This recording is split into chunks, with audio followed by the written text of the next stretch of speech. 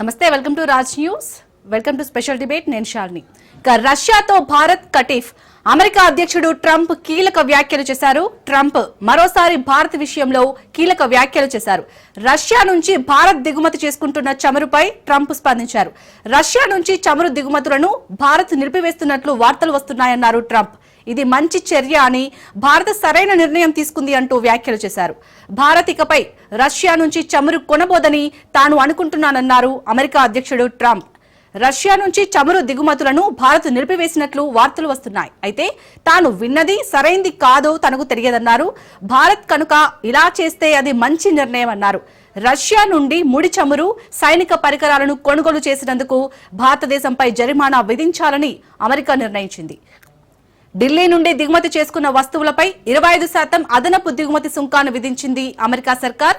Ukraine యుద్ధంపై పాశ్చాత్య దేశాలు ఆంక్షలు విధించినప్పటికీ భారతదేశం రాయితీతో కూడిన రష్యన్ చమురును దిగుమతి చేసుకుంటూనే ఉందని ట్రంప్ అమెరికా విదేశాంగ కార్యదర్శి మార్కో రూబియో గతంలో విమర్శించారు.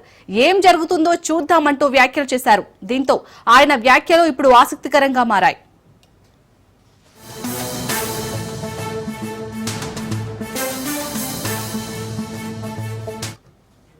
తాజా పరిణామాలపై భారత విదేశాంగ శాఖ అధికార ప్రతినిధి రణధీర్ జైస్వాల్ స్పందించారు. ఏ దేశంతోనూ భారత్కు ఉన్న సంబంధాలను మూడో దేశం కోణంలో చూడవద్దన్నారు. రష్యా నుంచి చమురు కొనుగోలుకు కట్టుబడి ఉన్నామని, అంతర్జాతీయ పరిస్థితులకు అనుగుణంగా తమ నిర్ణయాలు ఉంటాయన్నారు.